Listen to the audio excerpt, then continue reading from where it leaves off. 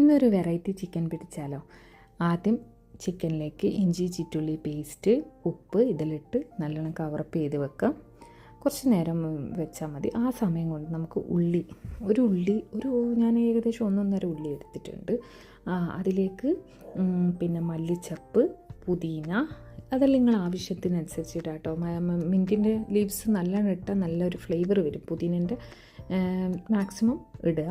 Green chicken അല്ലേ, കുറച്ച് greenish colour വേണ്ടിയിട്ട് മാക്സിമം നിങ്ങളെ ഒരു അനുസരിച്ച് ഇടുക. അതിലേക്ക് പച്ചമുളക് ഞാൻ 2 എടുത്തത്.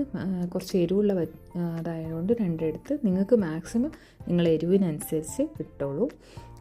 അതിലേക്ക് ഉപ്പ് ഇടണം കേട്ടോ. പിന്നെ നട്ട്സ് ക്രീമി ഫ്ലേവറിന് വേണ്ടിയിട്ടാണ്.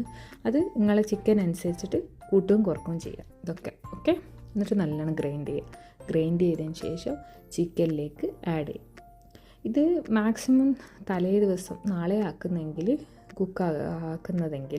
ഇന്ന് ഇതൊക്കെ മാരിനേറ്റ് ചെയ്ത്, അതായത് തൈര്, ഫ്രഷ് ക്രീം നല്ലോണം ആദ്യം മിക്സ് ചെയ്യാം.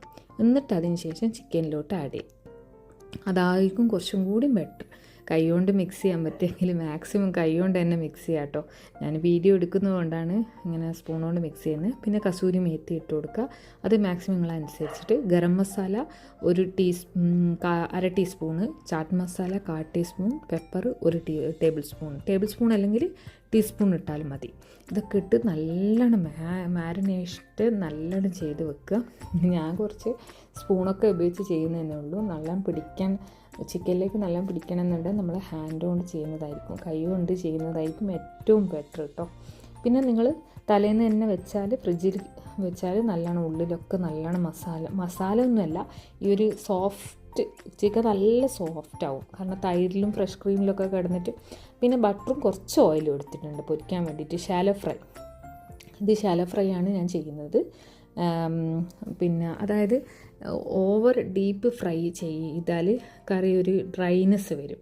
അതുകൊണ്ട് ഷാലോ ഫ്രൈ ചെയ്തെടുക്കുക. നല്ലോണം ഷാലോ ഫ്രൈ ചെയ്യുന്ന സമയത്ത് നെയ്യൊക്കെ ഊറി വരുന്നത് കണ്ടോ. ഇതൊക്കെ നല്ലോണം നെയ്യൂറി വരും. പിന്നെ ആ നല്ലോണം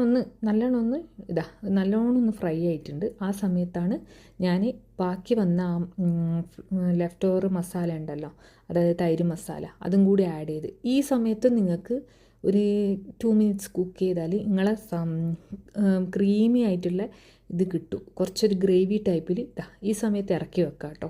പക്ഷെ ഞാൻ കുറച്ചധികം വറ്റിച്ചിട്ടുണ്ട്.